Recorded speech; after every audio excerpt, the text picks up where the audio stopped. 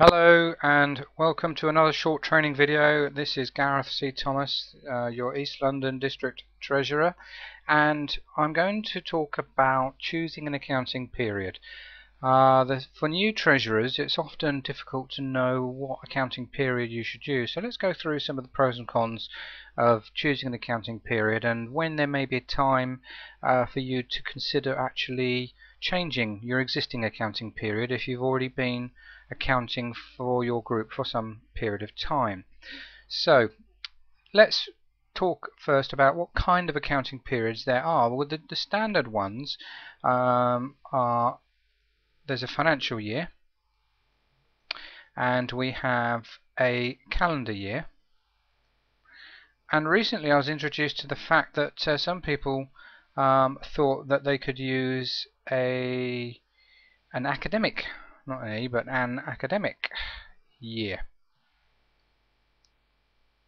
to use for their accounting for their group. Well, of course it's your choice, but I would suggest that you choose either a financial year or a calendar year and not an academic year, because that puts you totally out of sync with every other group and also every other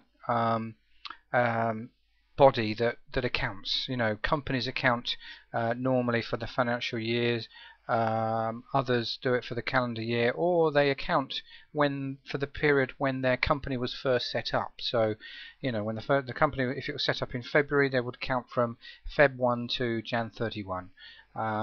But they can change that when they have an option. So my advice to every group would be to do it to the financial year, and the financial year dates are normally from for a group would be from 1st of April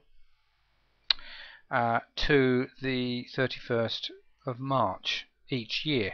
Now the financial year from a personal tax perspective, so you've got personal tax year, okay, is from the 6th of April to the 5th of April each year. Now we're not doing it on a personal tax year basis, so the majority of the groups in East London actually do it on financial year, 1st of April to 31st of March. Now you can, if you want to, do it on a calendar year, which is simply January to December. Now that's the way that the district accounts for the money, the income and expenditure. I do it on a calendar year, and for us it's just easy to keep to that. I'm not going to change it. But for the majority of the groups, they use the financial year. There are one or two groups, however, that account on the calendar year. There are only, I think, 2 or 3 that do that, and that's fine.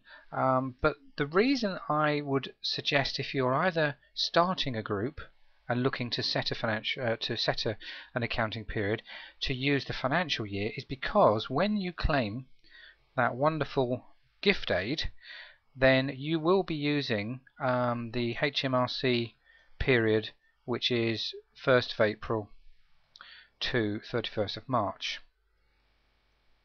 Yeah, they will say we need to know all the subscription income for that period each year in order for you to make a claim. So you will be in line, you will be synchronized with your gift aid records, number 1. Number 2, you will also be synchronized for many parents' personal tax years, because if they pay something to you on the 1st of April of that year, then they're not going to worry about the 5 days. If they can claim gift aid, they'll stick it in that particular year. So let's say they paid you for the whole year. They will say, well, I paid you £100 on 1st of April 2010. What they'll actually do is they've then got the choice. They can either put it into 1st of April 2009, or in the tax year 2008, 2009, sorry, no, 2009, 2010 tax year. Alright, or if they wanted to delay it, although I can't see why, they would then put it in the 2010, 2011. Now technically it falls into their donation on the 1st of April 2010 would fall into that that tax year. Alright, but that's just a small thing. For you guys, mainly, you're looking at doing it on a financial year basis. Yes, there is some overlap with the personal tax year, but ignore that. That's nothing really for you to worry about. You're looking at your group accounts here. And calendar year, yes, you can do that, but I would always suggest to try and keep it in, make it easy for yourselves to do it in line with your gift aid records, which you claim from HMRC. Do it on a financial year, which is the 1st of April 2010 to the 31st of March every year. So 1st of April to 31st of March. Do not use an academic year. I hope you understand why I would say that that is choice number 1, and that is choice number 2, and finally I think that I would steer clear of this one here. Alright, that is a big no. The others are a big yes. But if you have a choice, if you're just starting out and you have a choice, go for number 1, the financial year, from the 1st of April to the 31st of March each year. Okay, this is Gareth C. Thomas, and there will be more videos regarding the changing of the accounting year. If you're already up and running, and you're working on a calendar year basis, then I'm going to explain to you in the next video how to change from a calendar year and to a financial year to make it easier for you to claim gift aid. Okay, thanks very much indeed.